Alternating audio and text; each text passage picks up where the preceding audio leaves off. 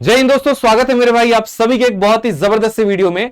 बिहार दरोगा की बहुत ही बढ़िया वैकेंसी आप लोगों के लिए आई है और इस वीडियो के अंदर हम आपको उसकी सारी संपूर्ण जानकारी देने वाले हैं कि मेरे भाई फॉर्म की फीस कितनी होगी, कब से लेकर के कब तक आप फॉर्म भर पाएंगे, क्या नया बदलाव इसके अंदर में आया है, फॉर्म भरने का तरीका क्या है, कट ऑफ इसकी कितनी जाती है और साथ के साथ यहां पर एजुकेशनल क्वालिफिकेशन, एज क्वालिफिकेशन, ठीक है, ये सारी बातें हम आपको मेरे भाई पूर्ण तरीके से बताने वाले हैं। एग्जाम की प्रक्रिया और काफी सारे पॉइंट्स को हम कवर करेंगे, तो वीडियो को शुरू से लेकर के अंत तक देखिएगा ताकि आपको सारी जानकारी मिल पाए।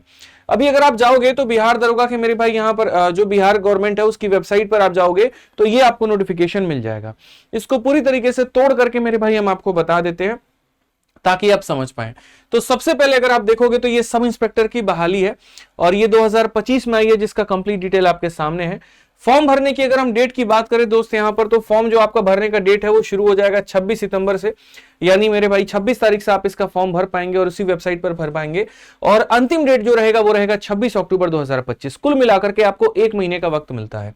तो यहां पर कोई करेक्शन का कोई डेट नहीं दिया गया कि फॉर्म में कोई करेक्शन का बाद में आपको कोई डेट मिल जाए। तो फॉर्म को शुरू से जब आप भरेंगे तो सतर्कता और सावधानी के साथ में आप यहां पर भरेंगे। ठीक, इसके अलावा जैसे मान लीजिए कि आप इस फॉर्म को भर रहे हैं तो उसके लिए जो एज को कंसीडर किया जाएगा वो कौन सा डेट होगा, कि किस डेट तक आप ग्रेजुएट हैं कि नहीं है, तो वो डेट इन्होंने 1 अगस्त 2025 को माना है। एजुकेशनल क्वालिफिकेशन का डेट भी यही है और एज क्वालिफिकेशन का भी डेट यही है। जैसे मान लीजिए 20 साल से 37 साल की जो उम्र है वो होनी चाहिए, तो 37 साल तक आप इस डेट पर हो जाएं तो वो डेट भी कौन सा माना जाएगा, तो 1 अगस्त 2025 जो है वो माना जाएगा। तो दोनों के लिए यहां पर इस डेट को प्राथमिकता दी गई है।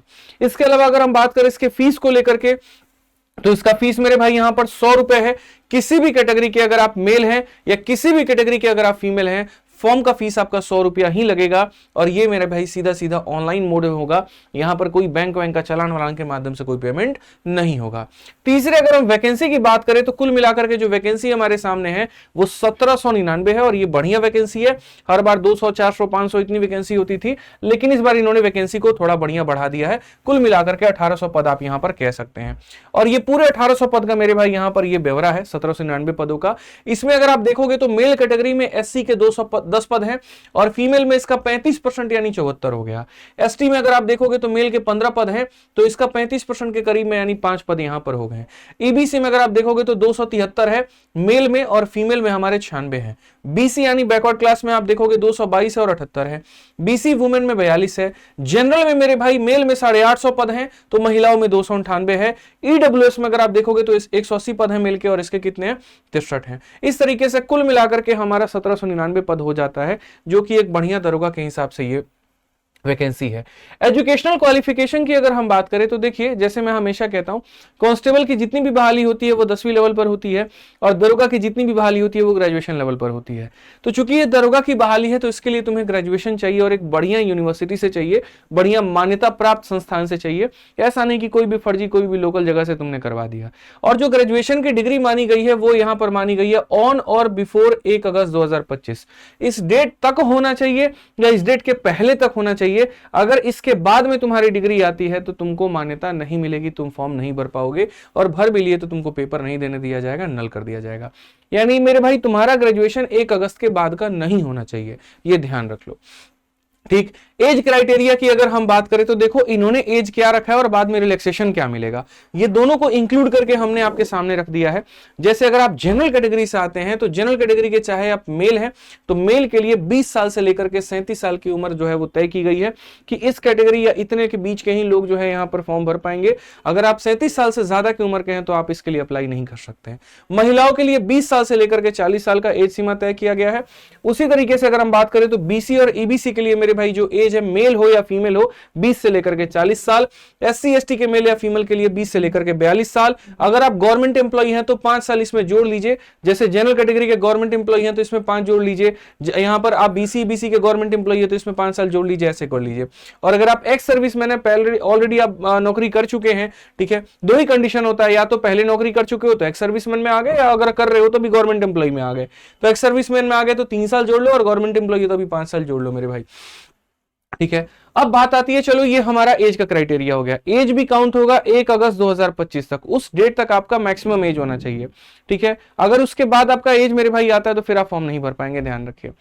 अब उसके बाद हो जाता है कि सर हमने एज देख लिया, फॉर्म की फीस हमने देख ली, चयन की प्रक्रिया क्या है, ये जो दरोगा की बहाली है, क्या इसमें मैथ, इंग्लिश, रीजनिंग, जीएस ये सब सब्जेक्ट पूछे जाते हैं, हिंदी पूछा जाता है, मूल विधि, संविधान पूछा जाता है, क्या है? तो देखो पता है क्या है, हर राज्य के अपने अपने बहाली आते हैं दरोगा के, और उनका सिलेबस अपना अपना होता है।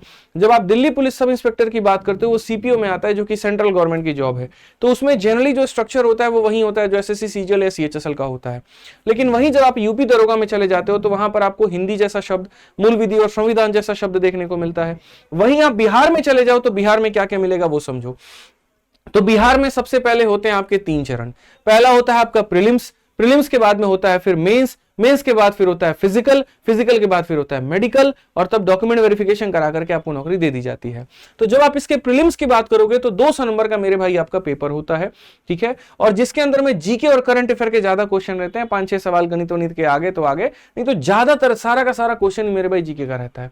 तो यहां जिनका जीके स्ट्रांग है वो बहुत मेरे भाई फायदे में हो जाते हैं। बिहार जीके का भी काफी अहम रोल रहता है इसके ऊपर में, ठीक।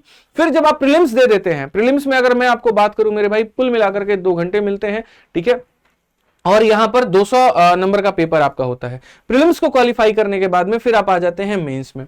मेंस में आपका 2 पेपर होता है। पेपर 1 होता है हिंदी का जो कि 200 नंबर का है, और ये मेरे भाई सिर्फ और सिर्फ क्वालिफाइंग है, मेरिट में इसके नंबर नहीं जोड़े जाते हैं, ठीक। और जो पेपर 2 होता है उसमें जीएस होता है, साइंस होता है, मैथ हो रहा है, रीजनिंग होता है, ये 200 नंबर का होता है, मेरिट आपका इसमें बनता है।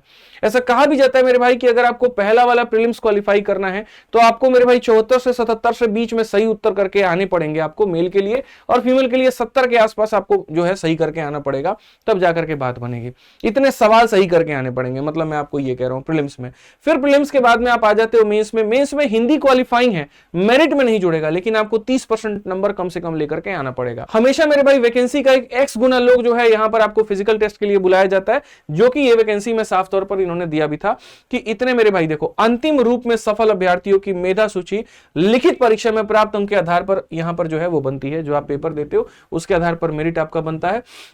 उसके बाद में यह भी यहां पर साफ तौर पर कहा गया था कि कितने गुना कैंडिडेट को ये बुलाएंगे, पहले चरण के बाद, दूसरे चरण में, दूसरे चरण के बाद, तीसरे चरण में, ये सारी बातें यहां पर जो है नोटिफिकेशन में आपका लिखा गया है। उसी के आधार पर कट ऑफ भी डिसाइड होती है।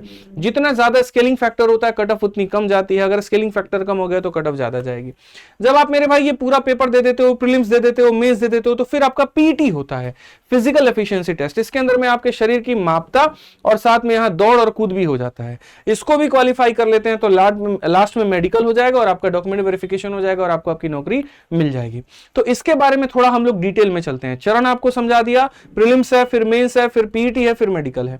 अब अगर आ जाते हैं हम सबसे पहले प्रीलिम्स को लेकर के, तो आपने पेपर को लेकर के, जो रिटन पेपर है आपका, ऑब्जेक्टिव होता है जो कि, ठीक है, तो उसमें अगर आप देखोगे तो सिलेबस आपका क्या क्या है, तो मेरे भाई जनरल स्टडी में वही सिलेबस हो गया पूरा, polity, history, geography, economy, current affair. Science में आपका मेरे भाई फिजिक्स, केमिस्ट्री, बायो हो गया। मैथ्स में थोड़े बहुत अलजेब्रा के, ज्योमेट्री के और अरिथमेटिक के क्वेश्चंस आपके हो गए यहाँ पे। रीजनिंग में वर्बल, नॉर्मल, और हिंदी में आपका ये हो गया, ठीक है। ये पूरी तरीके से आपका मेरे भाई सिलेबस हो गया। अब जो आप मेरे भाई आपका सिलेबस हो गया, ठीक, तो अगर हम बात करें तो इस तरीके से यही सिलेबस आपका हो गया, प्रीलिम्स का भी और उसके बाद में मेंस का भी। इसको और डिटेल में भी उन्होंने नोटिफिकेशन में बताया है, जो कि आप देख सकते हैं, बट उतनी गहराई में जाने की भी जरूरत नहीं है, ठीक। आगे बात करें कि जब आप प्रीलिम्स दे देते हो उसके बाद में आपका फिजिकल होता है। फिजिकल के स्टैंडर्ड्स यहाँ पर क्या क्या हैं और वो कैसे हैं, आप यहाँ पर वो देखिए। तो अगर आप फिजिकल के बारे में जाएंगे, प्रीलिम्स देने के बाद मेंस के बाद मेडिकल, इसमें जब आप जाओगे तो मेरे भाई यहाँ पर पीटी के बारे में देखो। जो मेल है उनके लिए 1600 मीटर की दौड़ है और 6.5 मिनट में पूरा करना है, और फीमेल है उनके लिए 1 किलोमीटर की दौड़ है, उनको 6 मिनट में पूरा करना है। लॉन्ग जंप अगर मेल की बात करें तो 12 फीट है, फीमेल की जो है लॉन्ग जंप 9 फीट है। हाई जंप की बात करें तो 4 फीट मेल की है, तो 3 फीट मेरे भाई फीमेल की है। और शॉर्ट पुट यानी जो गोला होता है वो 16 एलबीएस का मेरे भाई 16 फीट तक फेंकना होता है, और फीमेल को 12 एलबीएस का देना होता है, 10 फीट तक फेंकना होता है। इसके कहीं पर कोई भी नंबर नहीं जोड़े जाते हैं, और ये सिर्फ और सिर्फ क्वालिफाइंग होता है, सिर्फ और सिर्फ क्वालिफाइंग होता है। जब मेरे भाई आप इसको दे देते हो तब उसके बाद आप अगली प्रक्रिया में जाते हो, जो कि आपका हो जाता है मेडिकल, और फिर उसके बाद में डॉक्यूमेंट वेरिफिकेशन आपका। ये 3 प्रक्रिया हो गए। तो फिर से अगर मैं आपको छोटी छोटी बातें बता दूं तो थोड़ा सा ध्यान रखिए, ठीक। आपका पहले होगा मेरे भाई पेपर, फिर उसके बाद में आपका पीटी, फिर उसके बाद में ये सारी चीजें। इसमें इंपॉर्टेंट जो बातें थी वो यही थी कि आपकी वैकेंसी 1799 है। इसके अलावा महिलाओं को 35% का आरक्षण है। बिना ग्रेजुएशन के आप इसका फॉर्म नहीं भर पाएंगे, इस बात को आप यहां पर ध्यान रखें। और ये आपकी वेबसाइट है जहां से आप फॉर्म भर सकते हैं। अच्छा, फॉर्म भरने को लेकर के भी कुछ जानकारी मैं आपको बता देता हूं।